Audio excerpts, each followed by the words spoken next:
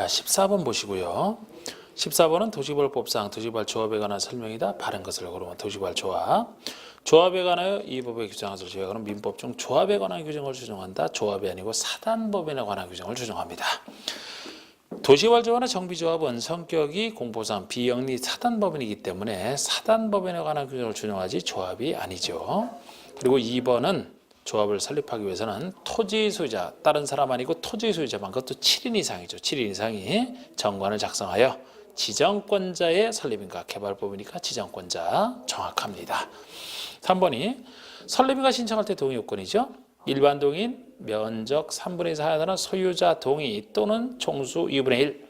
숫자는 맞는데 또는이 들어가서 틀렸습니다.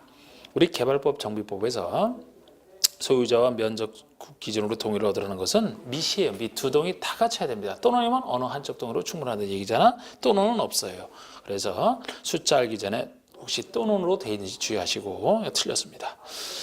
4번의 조합장의 자기를 위한 조합과의 계약이나 소송에 대해서는 이 부분만큼은 이사가 아니고 감사가 조합을 대표하는 감사. 5번의 도시벌 구역 안의 토지 소유자 중에서 조합 설립에 동의한 사람이 조합원이 된다. 동의한 사람이 조합원이 되는 게 아니고 토지 소유자이기만 하면 찬성 반대를 떠나서 당연 조합원이 됩니다. 그래서 토지 소유자이면 뭐 동의 여부, 거주 여부, 자격 상실 이런 거 없죠. 자격 결격서에 없어요. 토지 소유자이기만 하면 당연 조합원이 되고, 정비법도 원칙적으로는 그렇습니다. 정비조합도 예외가 있어서 그렇지 정비법에서는 그건 좀 이따 다시 다루고요. 15번에 다음은 도시개발 사업에 있어서 시행 방식 변경에 관한 내용이다. 그 내용으로서 옳지 않은 거. 우리 개발법상 시행 방식은 세 가지가 있지 않습니까? 좀 더 큰 사업할 때 돈도 많이 들어가고 큰 사업할 때 쓰는 수용 사용 방식과 간단하게 땅과 땅을 바꿔주는 환지 방식이 존재하고요. 이 둘을 섞어 쓰는 혼용 방식까지 해서 이렇게 이제 세 가지 방식이 존재하는데, 항상 시행 방식을 바꾼다는 얘기는 그 방식으로 하려다가 못할 때 바꾸는 건데, 그보다 쉬운 방식으로 바꾸는 건 가능하겠죠. 그걸 못하는데 그보다 어려운 방식으로 바꾸는 건 더 못할 거 아니겠습니까? 원리가 그래요. 그래서 이게 가장 어려운 방식이고 돈도 많이 들어가니까 요 환지가 제일 쉬운 방식이죠.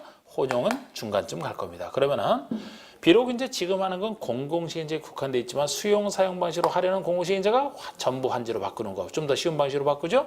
아니면 혼용해서 좀 더 쉬운 환지로 바꾸는 거, 이 둘은 공공시행제에 전제돼 있지만 이렇게 바꿀 수는 있습니다. 그러니까 반대로 환지에서 좀 더 어려운 방식으로 바꾸는 건 있을 수가 없는 거예요. 그리고 또 하나는 조합을 제외한 시행자가 수용 사용해서 혼용으로 바꾸는 거, 이것이 가능합니다.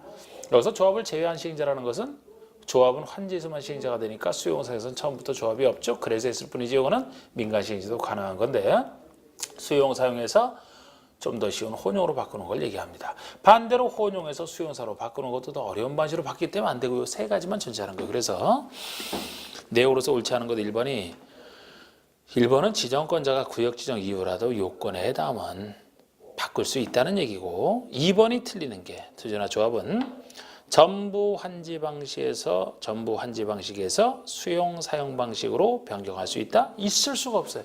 수용 사용이나 혼용해서 환지로 바꾸지 환지에서 이렇게 바꿀 수는 없잖아요. 이게 틀린 거죠. 3, 4, 5번 세 가지만 있는 겁니다. 우리 3번, 5번이 공공에 국한돼 있죠. 국가에서부터 지방구사. 그런데 3번은 혼용해서 전부 환지로, 5번은 수용 사용해서 전부 환지로. 이 그림상 이걸 얘기하는 거죠.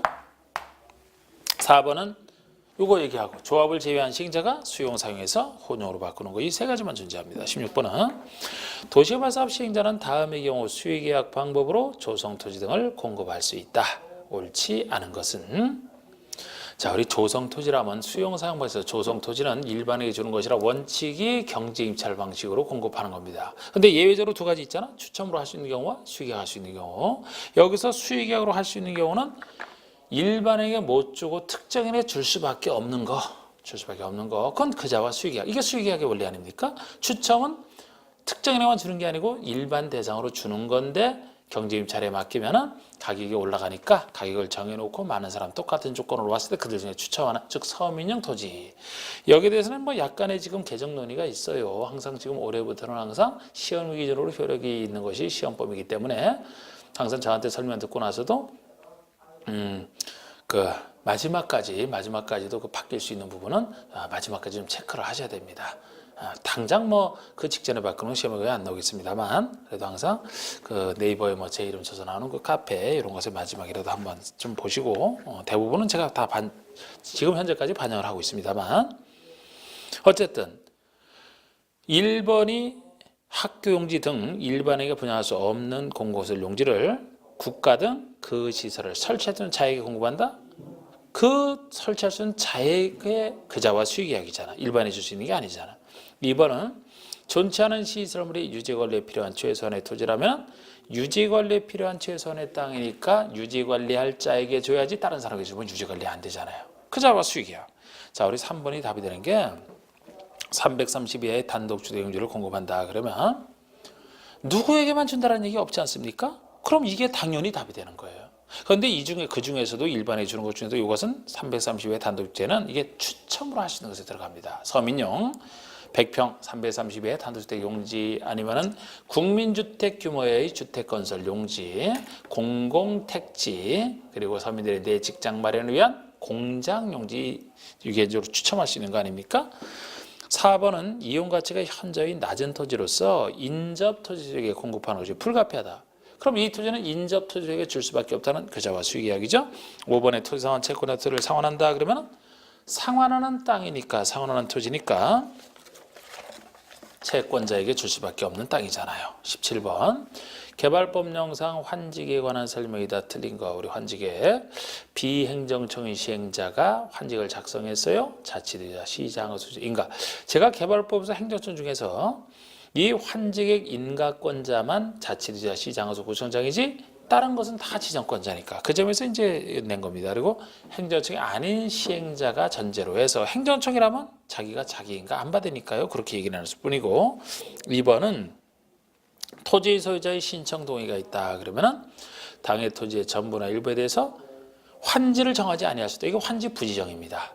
원래 환지에 참여하는 사람은 가만히 있어도 환지를 받는데 환지 받을 사람이 환지를 안 받겠다. 환지 대신에 입치환지를 받겠다. 그런 특수한 거 할 때는 따로 소유자의 신청이 필요합니다. 그래서 소유자 신청 동의가 있으면 환지를 정하지 아니할 수 있다는 건데 이 경우 당해 토지의 임차권자 등이 있으면 동의를 요하지 않는다? 이게 틀렸죠? 요합니다. 임차권자 이익을 지켜주기 위해서 임차권자 등의 동의도 받아야지만 환지 부정이 가능하고 이것은 입치환지랑 차이점입니다. 입치환지랑 우리 그 18번 문제가 입치환지 문제인데 그 1번 먼저 보실까요? 좀 아까 거랑 비교하기 위해서 18번 1번이 시행자는 토지나 건축물 소유자의 신청을 받아 건축물의 일부와 건축물의 토지 지분을 공유 지분을 부여할 수 이게 입치환지 개념이에요. 그러니까 땅에 대해서 환지, 보통 환지가 땅 주는 것이라 이게 평면환지라고 하거든요. 그런데 줄 땅이 환지가 부족해서 환지 대신에 구분 건축물을 지어서 구분 건축물의 일부와 땅의 지분을 주는 거 여기 땅에 대해서 입체적이다. 입체환지라고 하는 겁니다. 그런데 입체환지 할 때는 역시 소유자 신청을 필요로 한다는 거예요. 그런데 이 경우 임차권자 신청은 필요 없다. 임차권자의 신청 동의는 필요 없어요. 이거 맞습니다. 아까 17번에 2번은 틀리고 이게 둘의 차이거든요. 그러니까 환지 부지정과 입체환지 할 때는 환지 안 받는 것이라 둘 다 소유자의 신청 등은 있어야 되지만 임차권자 등의 동의가 필요하냐? 환지 부지정. 필요하지 않느냐? 입체환지. 자, 우리 입체환지에서는 임차권자 등이 있어도 임차권자의 반대가 너무 뻔해서 일부러 안 받는다 생각하세요. 일부러 안 받는다. 땅에 대해서 임차권 행사하는 사람이 건물 줄 테니 생각이 있느냐? 직업이 바뀌게 되는 결과가 됩니다. 그래서 대부분 반대하기 때문에 반대가 뻔해서 일부러 안 받는 것 둘의 차이점. 그래서 2번이 틀렸다. 자, 이제 17번에 3번 보시면 답은 이미 2번 나왔습니다만 종전 토지가 과소 토지 너무 작아요? 그럼 적정 규모대로 늘려줄 수도 있고 증환지할 수도 있고 환지돼서 아예 제외할 수도 있죠. 이게 직권에 의한 환지 부지정입니다. 반대로 너무 넓으면 가만지할 수도 있고요. 4번의 환지 계획은 종전 투자 환지의 가격 달라지는 것을 다 고려하라. 위치 지목 면적 토지 수리 이용 상황 환경 7가지 다 고려하라. 이걸 만약에 정비부서 관리 처분에서 물었다라면 면적 이용 상황 환경 3가지만 고려하는 건 나오지 않습니까? 그리고 5번은 환지방에서 가격 평가할 때 그 얘기예요. 이거는 이제 수용 사용에서 그 2가지랑 다르지 않습니까? 환지에서는 시행자가 평가하는 게 특징이에요. 시행자가 말이죠. 시행자가 그 아래 조성투의 가격을 평가할 때는 토지평가협의회의 심의를 거쳐 결정을 한다. 그러니까 결정을 시행자가 하되 토지평가협의회의 심의를 거치되 그에 앞서 심의 전에 영의자는 공인평가기관이 평가하게 하라. 영의자는 공인평가기관 하나밖에 없어요. 감정평가업자잖아. 감정평가업자. 그래서 우리 환지에서는 가격 평가할 때 감정평가를 맡겨놓고 그걸 바탕으로 해서 토지평가협의회 심의를 거쳐 시행자가 결정하는 게 환지의 특징이고, 예를 들어 수용 사용 방식에서 조성 토지를 물었다. 그럼 조성 토지는 일반의 기준으로 조성 토지는 감정가를 그대로 합니다. 만약에 수용상에서 원형지라면 서로 그 공급계약 체결해서 따라주는 거 아닙니까? 원형지에서는 감정평가를 바탕으로 하되 두 당사자인, 원형지를 공급할 당사자인 시행자와 원형지 개발자가 이 두 당사자가 협의해서 결정하는 게 특징이죠. 이렇게 서로 다릅니다. 18번은 입체한지 얘기인데 아까 1번은 미리 봤었죠? 맞았죠? 그리고 제가 입체한지에서는 두 가지를 꼭 기억하셔야 돼요. 두 가지를. 큰 틀에서 두 가지를.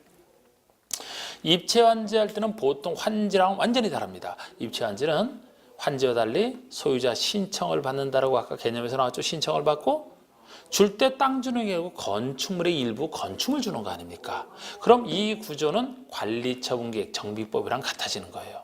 그래서 첫 번째 얘기는 입체환지는 정비법상 관리처분계획 관련된 규정을 끌어다 쓴다. 이게 첫 번째 얘기가 되겠습니다. 그래서 정비법에서도 관리처분 이수를 할 때는 분양 대상자, 분양 신청한 사람이 대상자별로 건물 주택 쓰는 것이라 거의 같은 구조가 돼요. 그래서 신청자를 가리기 위한 분양 통지 및 공고 신청 기간 동안에 신청을 받고 건물 줄 때 주택 하나 주는 게 원칙이지만 소유한세 수만 건 주시는 예외, 이런 관련해서 그대로 끌어다 쓰는 게 입체환지입니다. 두 번째 특징은 입체환지가 또 너무 인기가 있으면 환지 받을 사람이 없을 때 입체환지를 받으라고 마련해놨는데 너도 나도 환지 받을 사람이 입체환지에 몰려들게 되면은 그때는 환지 받을 사람이 없어서 사업 시행이 또 안 될 수가 있어요. 그래서 입체환지 신청할 때 거르는 절차가 필요한 거예요. 신청 단계에서 일정한 권리계획이 작은 사람은 당신 권리계획이 작으니까 신청할 수 없어. 이렇게 거를 수도 있고, 신청했다 하더라도 일정한 자에게만, 일정한 요건을 갖춘 자에게만 주택을 줄 수 있다. 그래서 그 요건 없으면 안 줄 수 있는 그렇게 거르는 절차가 필요한데, 이 거르는 절차는 주택 없는 사람만 전제로 한다. 이렇게 보세요. 주택을 소유하고 있는 사람이면은 거르는 절차가 작동이 안 돼요. 아예. 주택 있는 사람은 아무리 권리계획이 작아도 신청하면 받아들여야 되고, 신청했을 때 요건 없이 다른 조건 따지지 않고 줄 수 있어야 됩니다. 그래야 환지 방식 성격처럼 그곳에 주택 가지고 있는 사람이 계속 주택을 받아서 떠나지 않고 살 수가 있잖아. 그래서 거르는 절차는 주택 없는 사람을 전제로 해서만 거른다. 이 두 가지. 그래서 2번, 4번이 그 관리처분계획에 관련된 내용과 같은 얘기거든요. 거기에 관련된 얘기거든요. 3번, 5번이 거르는 절차랑 관련돼 있고, 그러니까 이번에 입체한지 신청기간을 미리 당사자에게 알려주는데 그 신청기간도 당사자에게 통지한 때로부터 30일 이상 60일 이하로 한다. 이 숫자까지 정비법 얘기랑 똑같은 겁니다. 신청기간 얘기. 이때 신청을 하고요. 4번 보시면 원래는 한 사람이 여러 주택까지 있어요. 한 주택 주고 여러 사람이 공유하고 있으면 한 주택만 주는 대원칙에다가 수많은 얘기 중에 소유한 주택 수만큼 줄 수 있는 거. 그 얘기죠. 4번은. 과밀억정은 위치하지 아니하는 전제도 정비법이랑 똑같잖아. 과밀억정에 위치하지 아니하는 도시개발구의 토지 소유자에 대해서는 소유한 주택 수만큼 그대로 다 줄 수 있다. 그대로 맞습니다. 소유한 주택 수만큼 줄 수 있는 것 중에는 요거 외에도 이제 근로자 속수, 기숙사 용도로 가지고 있는 자, 공공이 소유하고 있는 그런 공공 소유자에게는 소유한 주택 수만큼 낮습니다. 그리고 3번, 5번이 3번이 자, 3번은 주택을 소유하고 있는, 5번은 주택을 소유하고 있지 아니한, 이런 차이가 있죠. 그래서 3번에 주택을 소유하고 있는 토지 소유자의 종전관리가액이 입체한지로 줄 구분 건축의 제일 작은 공급가격과 비교해서 그 가격의 70% 이하라면은 시행자가 신청 대상에서 제외할 수 있다. 보통은 이 권리계획의 70% 이하 작으면 제외할 수 있다. 보통은 있어요. 그런데 이거는 주택을 소유하고 있는 자기 때문에 이렇게 신청해서 제외할 수 없습니다.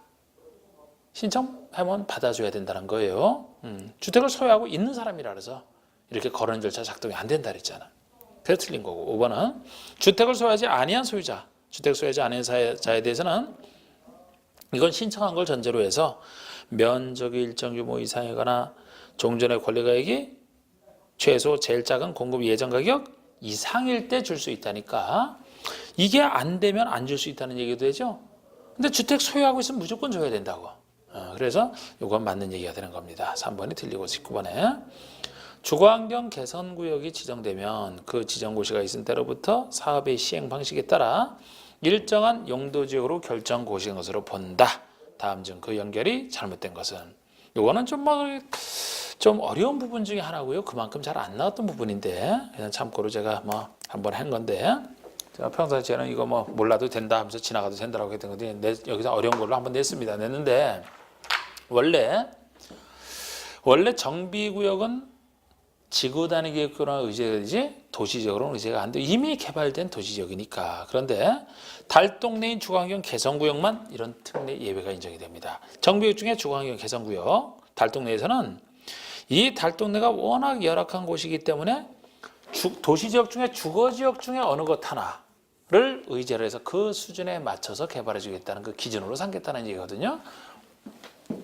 이 주거지역 중에 우리가 전일준 했잖아. 전일준.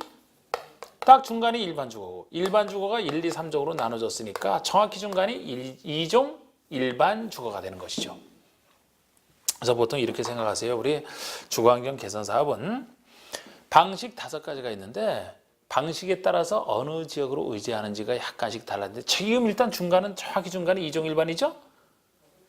너무 화려하지도 않게 너무 초라하지도 않게 딱 중간인 2종 일반으로 의지되는 걸 기본으로 잡으시되 여기에 대해서 좀 더 나은 3종으로 의지되는 게 있고 아주 나은 준주거로 의지되는 게 있는데요.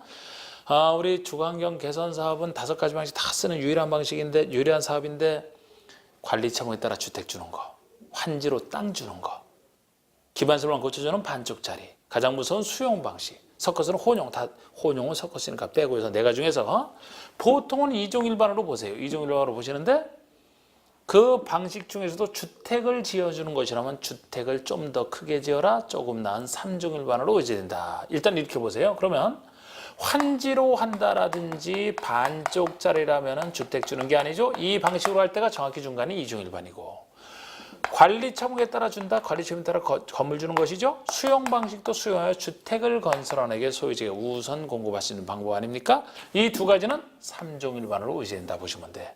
그런데 이 주택 주는 것 중에 즉 3종으로 의지되는 주택 주는 방식 중에 임대주택을 200세 이상 대규모로 짓는다. 그러면 더 그거를 유도하기 위해서 덜 큰 혜택 이 중에서 준주거로 의지되는 예외까지 존재합니다. 그건 임대주택 활성화로 해서 혜택을 크게 주는 거죠. 주택 주는 방식을 통해서 할 때 말이죠. 그래서 1번이 반쪽짜리 얘기잖아. 시행자가 기반설만 주로 고쳐주고 소유자가 스스로 주택 개량하는 주택 주는 방식이 아니야. 시행자가 기반설만 고쳐줘. 이게 2종 일반으로 의제가 되죠. 2번 환지 2종, 1, 2번이 2종 일반이에요. 그러면 3번은 수용 방식 아닙니까? 주택 줄 수 있는 방식이죠. 3종이 돼야 돼. 그래서 3번이 틀렸습니다. 3종 일반. 4번이 관리 처분에 따라 주택 주는 거 3종 일반. 3, 4번이 3종 일반이 되는 거예요. 그리고 이 3, 4번에 대한 예외가 5번이고요. 위 3, 4의 경우로서 기업형 임대주택이나 공공시설 임대주택을 200세대 이상 공급하려는 경우다. 이렇게 대규모 임대주택을 건설할 때는 잘하라고 혜택 주려고 준주거까지 의제가 되는. 자, 우리 20번이 이제 정비법상 정비조합의 조합원과 관련된 설명이다. 옳지 않은 거. 우리 정비조합의 조합원이면 일단 틀이 항상 정비법에서는 틀부터 잡으시라고 했잖아.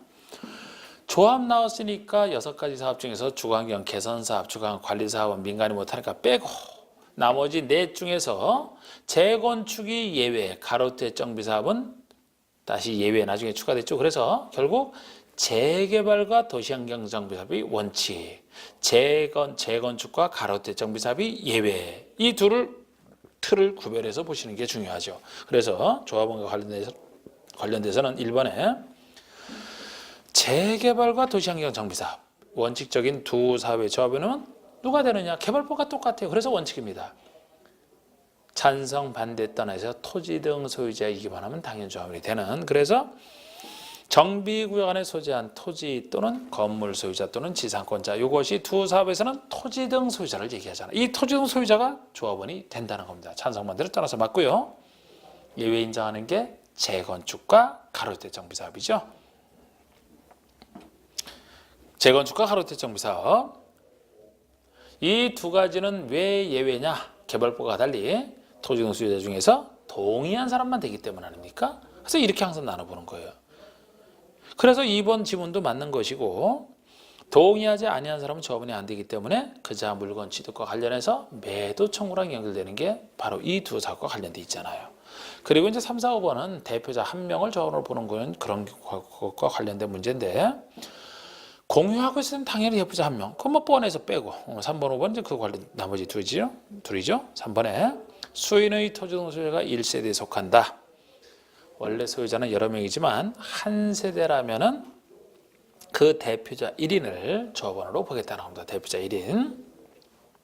이렇게 대표자 1인을 보게 되면은 세대를 주민등록으로서 분리하는 게 유리한데, 세대를 분리했다 하더라도 같이 살아야 사람은 같은 세대로 본다. 4번 얘기죠. 배우자와 미혼이면서 동시에 20세 미만인 직계비속. 미혼이면서 동시에 20세 미만인 직계비속은 같이 살아야 사람이니까 세대를 분리하더라도 같은 세대로 보겠다라는 거.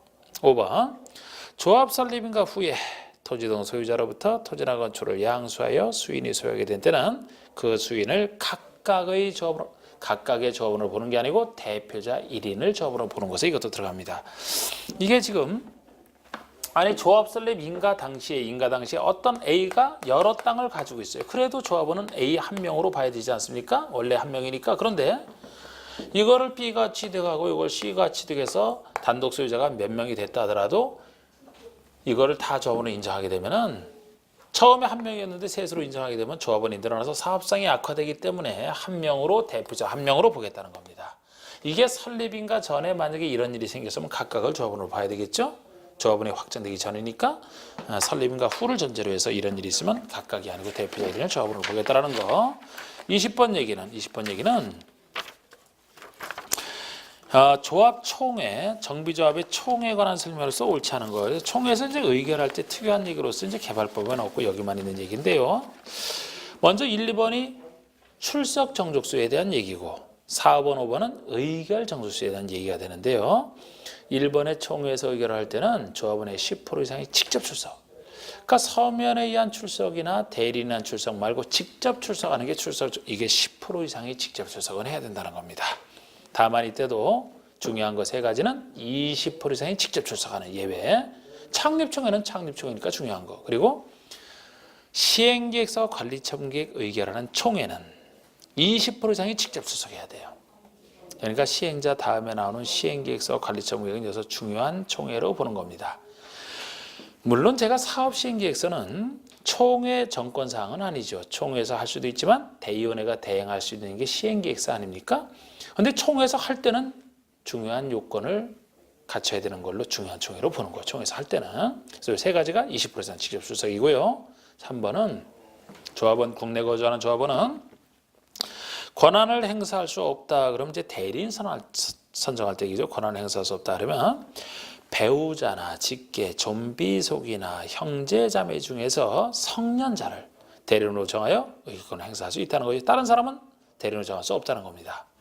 형제, 자매 이상 중에서. 그런데 국외 거주라면, 해외 거주라면 국내 돌아가기 워낙 힘들잖아, 그죠? 그리고 같이 가족들끼리 그쪽 해외 가서 살 거 아닙니까? 그래서 이때는 이런 제한이 없어요. 대리인을 그냥 선정할 수가 있습니다. 해외에 거주할 때는. 이제 국내 거주하는 조합원은 본인이 웬만하면 하고 이래라는 얘기죠. 자, 4번, 5번의 의결 전수 틀을 잡을 때는 의결 방법은 정관을 정하는 게 원칙이에요. 그럼 정관에 맡겨놓으면 보통은 제적 과반수 출석, 과반수 한서로 의결하는 게 보통일 텐데, 과반수 등을 얻으라는 것 자체가 의결에서는 센 겁니다. 제적 과반수가 되니까요. 이보다 더 센 게 제적 3분이에요. 그래서 보통 이제 제적 과반수로 가는 게 세 가지가 있죠. 창립총회만큼은 여기서 빠져. 아까 출석 전수 예외랑 좀 비슷하지만 다른 게, 창립총회만큼은 별도의 의결 방법이 따로 있습니다. 제적 과반수, 출석 과반수 따로 돼 있어서 요건 빠지고 창립총회에서 정관명이 들어가요. 정관을 변경하는 것도 약속의 변경이니까 함부로 하지 말아야 된다. 그래서 정관 변경과 시행계획서 관리처분계획 이 세 가지가 과반수 동의가 원칙입니다. 근데 이 세 가지 중에서 다시 예외 3분의 2자라가 존재하는데 정관 변경 내용 중에서 중요한 건 네 가지는 다시 3분의 2. 시행계획서 관리처분 내용 중에서도 사업비가 10% 늘어날 때는 3분의 2 이렇게 되거든요. 자, 5번부터 한번 보실까요? 의결 방법은 정관의 정함의 원칙이나 시행계획서 관리처분계획 수립 의결을 의결하는 총회. 여기다 정관 변경까지 해서 세 가지죠. 그럴 때는 과반수 동의를 받는 게 원칙이 되겠습니다. 그런데 여기도 시행계획서 관리처분계획에 대해서 사업비가 10% 이상 늘어나면 3분의 2 이상 동의가 되고요. 4번 내용이 틀리는 게 정관 내용 중에서 조합원의 자격, 제명 탈퇴, 교체, 즉 조합원의 자격 등에 관한 사항을 변경하고자 할 때는 과반수가 아니고 3분의 2 이상 동의가 되는 거예요. 원래 정관 변경은 원칙이 과반수인데 이거는 예외 네 가지 중에 하나거든요. 그러니까 여기서 조합원의 자격 등을 바꾸는 거는 더 중요한 걸로 보고, 또 하나가 예를 들어 정비 예정구역의 위치와 면적을 바꾼다. 그럼 예정구역이 바뀌게 되면 정비구역 자체가 바뀌게 되죠.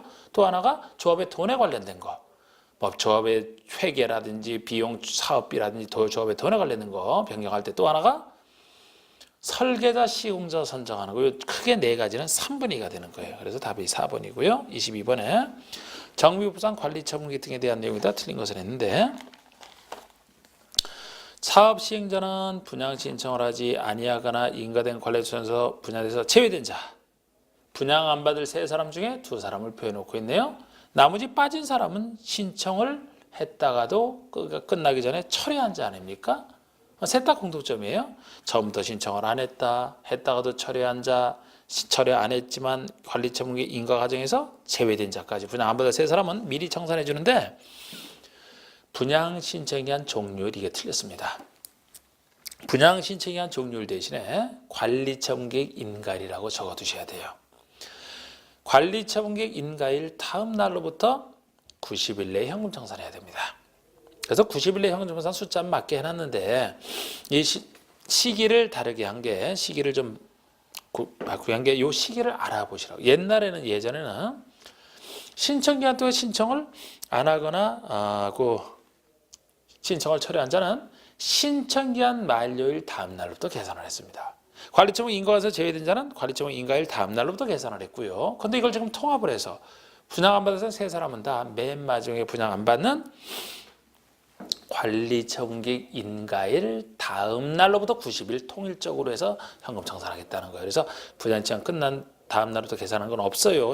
현금 청산 기간에서 관리처분 인가일 다음 날로부터 그걸 잘 보시고 틀렸습니다. 2번 관리처분계획 변경 중지 폐지하고자 할 때는 시장허수의 인가 같은 절차잖아요. 관리처분계획 만들 때 수립할 때 인가라면 수립한 것을 변경 중지 폐지할 때도 같은 절차 시장허수 인가 맞습니다. 그리고 3번, 4번은 관리처분 내용 중에서 이 두 가지 기준식이 구별하는 건데 맞게 돼 있어요. 그런데 정확히 알고 계셔야 돼. 이렇게 이거 바꾸면 틀립니다. 3번의 분양 설계에 대한 계획은 설계 기술적인 부분이니까 관리처분계획 수립할 때 가장 최신 시점을 기준으로 하라 그랬잖아.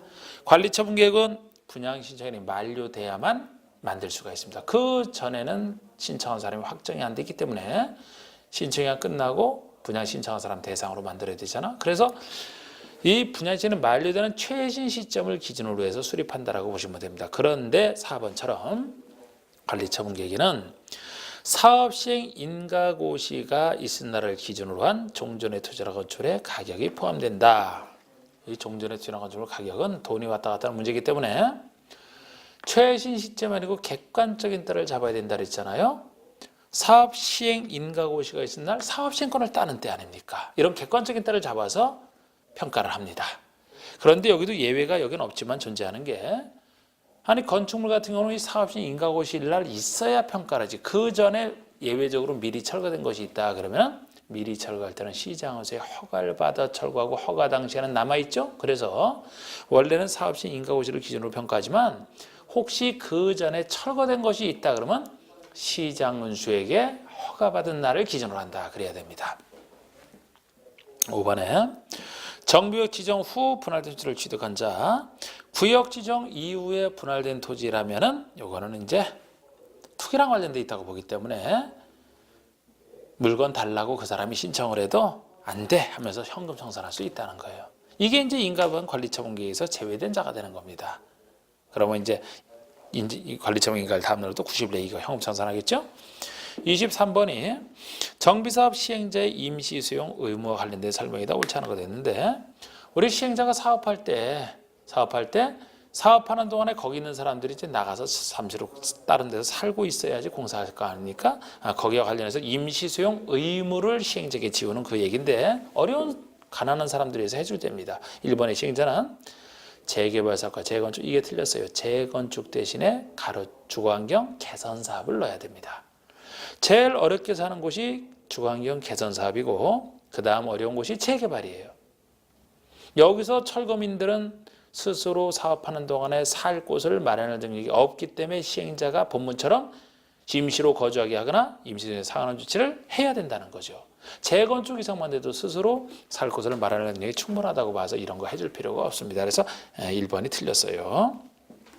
그리고 2번에 위의 경우 시행자는 그 임시 수용을 해서 필요한 때는 국가지자체나 공공단체나 개인의 시설 토지도 일시 사용할 수 있고 사업하는 동안에 쓸 수 있게 일시 사용권을 인정을 해줘서 밀어줍니다. 근데 일시 사용할 때 3번과 5번 차이점으로 하셔야 돼요. 3번은 국가지자체의 시설이나 토지를 일시 사용할 때는 사용료 대부료 면제입니다.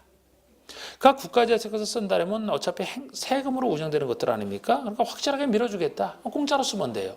그래서 국가지자체가 공짜이기 때문에 면제이기 때문에 혹시 시행자가 사용 신청을 했을 때 국가지자체가 거절할까 봐 사용 신청에 대해서 거절하지 못한다 이런 것도 두고 있습니다. 거절하지 못하지만 예외적으로 거절할 수 있는 경우를 따로 인정하죠. 그거 중에 하나가 4번입니다. 국가는 지자체도 마찬가지죠. 국가나 지자체는 4번 제3자와 매매계약이 체결된 시설에 대해서는 사용 신청을 거절할 수 있다. 맞습니다. 아니 제3자와 이미 매매계약이 체결돼 있다? 아니면 제3자에게 사용 허가를 내줬다? 그러면 제3자에게 쓰게 만들어야 되잖아. 아니면 또 하나가 사용 신청 이전에 사용 계획이 확정이 됐다면 확정된 사용 계획에 따라서 사용을 시켜야 될 거 아닙니까? 다른 사람에게? 그러니까 이거를 시행자에게 줘서는 안 되죠. 이때는 거절할 수 있다는 겁니다. 그리고 5번은 공공단체나 개인의 거예요. 공공단체만 해도 이것은 행정청이 아닌 겁니다. 그러니까 세금으로 운영되는 게 아니고 독자적 재정으로 해요. 그래서 행정청 것과 국가지자체 것과 달리 공공단체나 개인의 것은 말할 것도 없고 공공단체나 개인의 시설 토지를 일시 사용을 해서 손실을 받은 자가 있으면 시행자는 손실을 보상해야 된다는 거죠. 손실보상 의무 이런 식으로 3번과 5번이 다릅니다.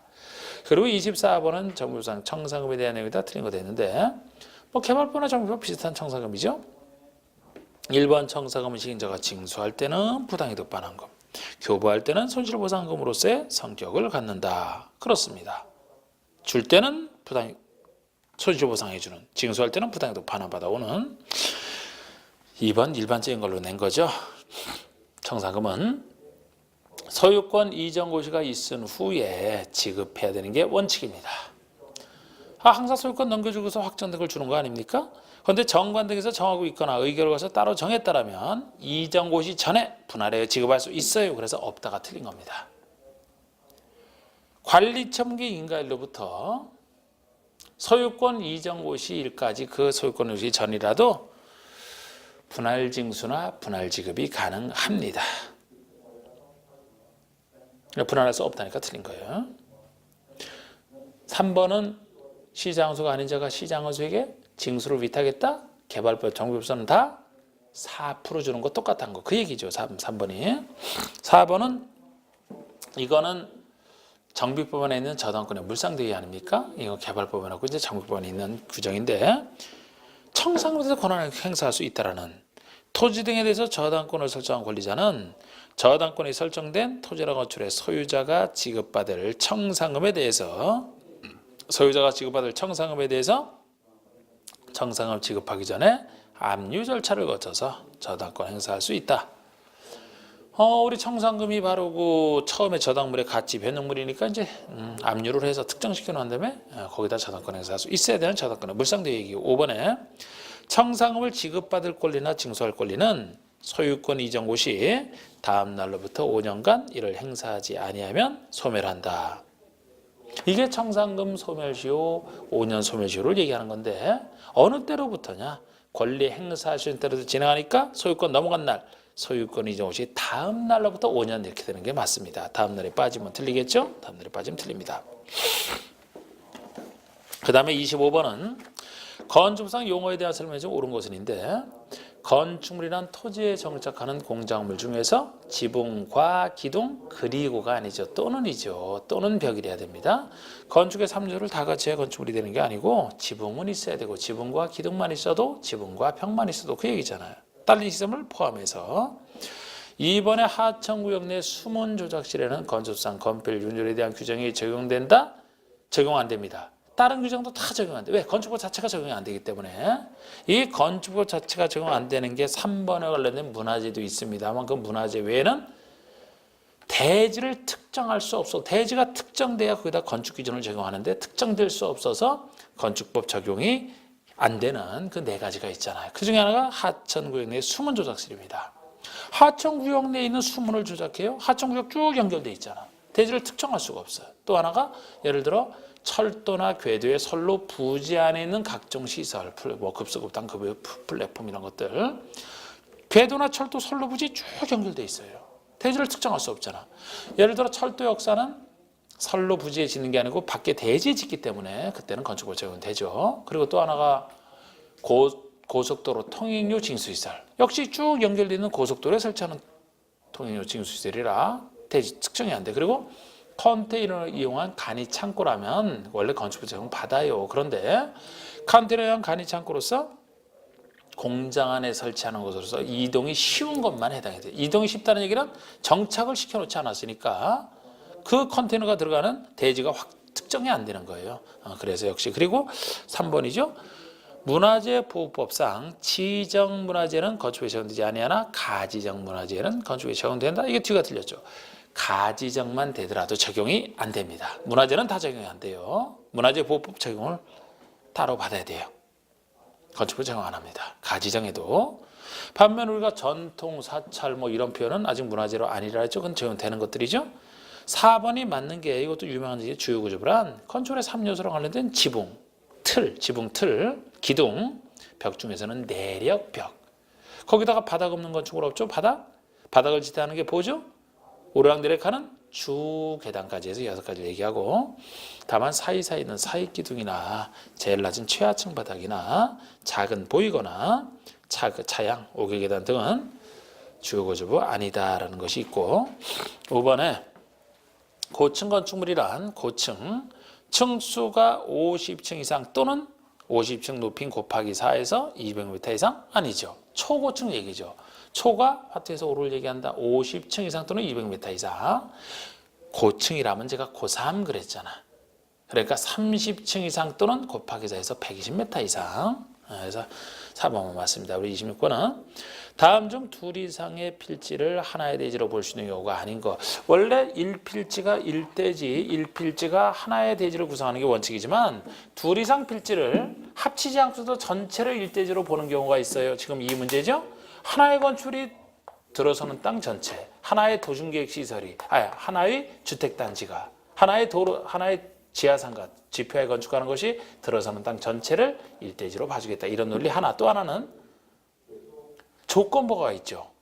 이 두 땅을 나중에 사용 승인 신청할 때까지 합칠 것을 조건으로 허가를 내죠. 나중에 합쳐질 땅이니까 전체를 1대지로 봐주는. 그리고 또 하나는 걸쳐 있지는 않지만 합병이 불가능한 땅이더라면은 한 사람이 이용하는 걸 전제로 해서 이 불가능한 땅 전체를 1대지로 봐주는 뭐 이런 것들.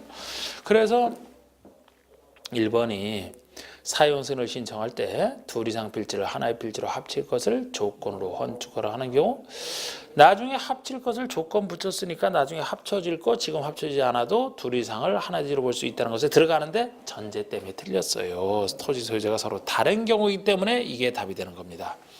이 합쳐질 땅이 소유자가 서로 같아야 확실히 합쳐지지 서로 다르다라면 만에 하나 합쳐지지 않을 수가 있기 때문에 그때 가서 낭패죠. 합쳐지지 않게 되면 하나로 적용했는데 합쳐지지 않으면 어떡할 겁니까? 그래서 요거는 아니에요. 같은 경우를 전제로 합니다. 또 하나 얘기가 3번 아닙니까? 공간법상 각 필지의 지번 지역이 다른 경우로서 합병이 불가능한 필지? 왜 합병이 불가능하냐?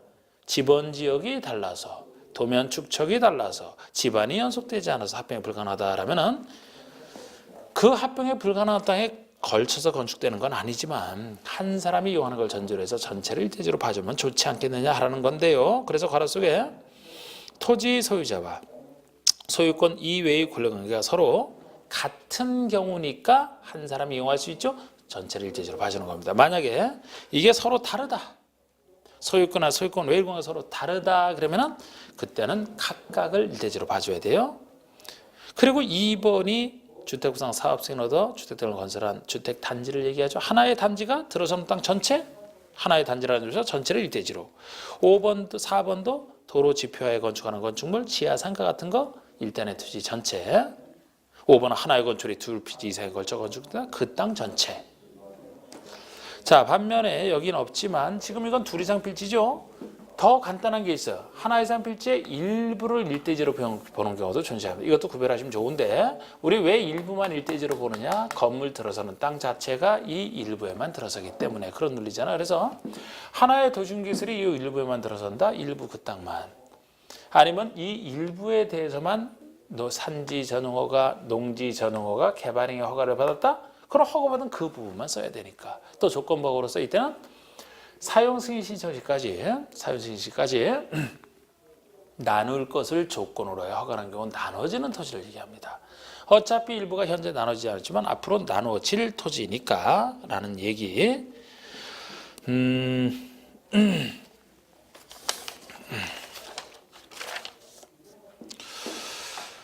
자, 그 다음에 28번 얘기는 건축물의 용도 변경 절차 등에 대한 설명 좀 옳지 않은 거. 우리 용도 변경 절차를 하면은 우리 9개 시설군을 최소 써놓고 좀 하는 게 좋다 그랬잖아요. 제가 9개 시설군이 자산 전문인 영업교육은 공인중개사교육은 옆에 있는 집, 옆집, 근린주거 밖에 살아, 이렇게 했던 거. 요 정도는 해두고 여기다 항상 이렇게 써놓은 상태에서 교육, 복지, 주거, 업무, 교복 만드는 것이 주업이다 이렇게 했던 거. 요거까지는 더 많이 적어도 뭐 이걸로 충분한데 시간이 너무 걸려서 안 돼요. 이 정도는 써놓고 하시면 되고. 그런데 이제 공부용이니까 원래 이것만 써놓고 느낌상 가도 거의 맞춥니다. 그런데 좀 더 정확하게 지금 일단 말씀드리면 이게 자동차 관련 질문이 자동차 관련해서 들어가는 거, 산업 등 이것도 외웠잖아. 운창공위 참여 장래, 운수시설, 창고, 공장, 위험물 처리장 시설, 자원순환 관련시설, 묘지 관련시설, 장례시설, 구름이 흘러가는 창공위에 참여해 장례지낸다 했던 거, 전기통신이 전기, 발전, 방송통신 관련된 거, 문화집회, 영업 요즘 생각을 하셔야 되죠. 문화집회는 당연히 문화 및 시설은 당연히 들어가고 비슷한 종교문화, 종교시설, 관광문화, 관광시설 들어가고 특히 위락문화, 위락시설이 문화집회에 들어간다. 반면에 위락이 문화라면 숙박시설은 대표적인 영업시설에 속한다. 숙박 영업한다. 영업에는 판매시설, 운동시설도 있지만 특히 숙박시설 들어가고 근생 중에서 이종근생 중에 유일하게 다중생활시설만 영업에 들어간다. 주의하시고 나머지 이름 알면 끝나는 거예요. 교육복지, 교육으로서 교육연구시설과 청소년 교육과 관련된 게 수련시설이고 야영장도 청소년 교육과 관련돼 있다 그랬죠. 복지라면은 의료복지, 의료시설과 노유자시설 들어가는 거. 근생에는 1, 2종 근생만. 주거 업무, 주거로서 단독 공동, 업무로서 업무시설과 공공업무와 비슷한 교정군사. 그 밖에 들고 제일 위험성 없는 동식물 관련시설. 그리고 아래에서 위로 올라가는 용도 변경이다. 시장운수구청장에게 허가받아라. 위에서 아래로 내려면 위험성 감소되니까 시장원청에 신고한다. 같은 시설권 내에서 움직인다. 그러면 허가 신고 필요 없고 건축물 대장의 기재사항 변경 신청을 하라. 대장 변경 신청. 이때도 같은 주용도 내에서 바뀌거나 주용도는 달라도 1, 2종 근생 간에 바뀌는 것은 가벼운 것이라 변경시도 필요 없다 그랬고, 허가와 신고 대상 2가지 경우로서 둘 다 면적이 100 이상이면 사용 승인 받고 써야 된다. 특히 허가 대상으로서만 면적이 500 이상이면 전문가인 건축사가 직접 설계를 해야 된다. 이런 얘기까지 있는 거. 자, 그러면은 1번 야영장 시설을 숙박시설로 용도 변경할 때는 자치시, 자치도와 시장수청장의 허가. 이렇게 용도 변경 같은 개별적인 허가는 시도에서급이 하는 게 아니에요. 시장수구청장, 자치시, 자치도에서만 그 사람이 하니까요. 자, 야영장이면 교육연구에 속하죠. 청소년 교육, 숙박이라면 숙박 영업인의 교육복지에서 영업시설은 위로 올라가죠. 허가. 맞습니다. 2번은 경기도 가평군에서. 그러면은 이런 말이 들어가면은 이거를 쓰지 않을 거라면 내질 않았어요. 경기도지사냐 가평군수냐를 쓰려고 이렇게 따로 낸 거예요. 주의하시고 경기도 가평군에서 동식물 관련소를 판매시설로 용도 변경할 때는 가평군수의 허가를 받아야 된다. 가평군수 허가니까 일단 맞지. 이거 경기도지사 나오면 그냥 벌써부터 틀린 거. 내용 볼 필요도 없는 거예요. 자, 우리 동식물 관련 시설이면 그 밖의 시설군. 요거를 판매시설이면 판매 영업 여기 들어가죠. 그 밖에서 영업시설군으로 바뀐다? 허가죠. 가평군수 허가니까 정확히 맞는 거예요. 3번은 특별시에서. 그럼 역시 이렇게 나오면 특별시니까 특별시장이 권한을 행사하느냐 구청장이냐를 물어보려고 한 거예요. 장례식장은 일반 음식으로 용도 변경한다. 특별시장이 신고. 내용 볼 필요 없어요. 틀렸어 그러면. 아니 특별시장이 무슨 한간 사람입니까? 구청장에게 허가 신고하는 거지. 우리 건축에 나온 거 웬만한 거 용도 변경 뭐 여러 가지 가설 건축을 포함해서 다 개별적인 그 허가 등이라 시장수 구청장이 주로 한다 그랬잖아요. 여기라면 구청장이 되겠지. 예외적으로 특별시장 광역시에 직접 나서는 거 참 흔치가 않습니다. 용도 변경대로 건축 허가 파트에서 그것도 대형 건축물 21층 이상 10만 큰 거 지을 때만 특별시장이 나서는 거잖아. 광역시장이라. 그래서 이건 벌써 내용 읽어보니까 틀렸고, 근데 우리 이제 공부니까 보면은 장례식장은 일반 음식점, 장례식장이면 은창후의 자묘, 장례, 산업 등에 속하는 것이죠. 일반 음식점이면 큰생에 속하는 거 아닙니까? 이정원생이니까 한참 내려오죠. 신고는 신고인데 이걸 구청장에 신고 그래야 맞는 겁니다. 그 다음에 4번이 허가 신고 대상인 경우로서 용도 변경하는 부분이 100 이상이면 둘 다 사용승인에 관한 규정을 준용한다. 5번에 건축사가 설계를 해야 되는 용도 변경은 건축사 전문가가 설계해야 되는 것은 500 이상으로서 허가 대상인 용도 변경만 이렇게 하는 거. 그래서 일단 3번만 틀렸습니다. 자, 10분 쉬었다가 나머지 하겠습니다.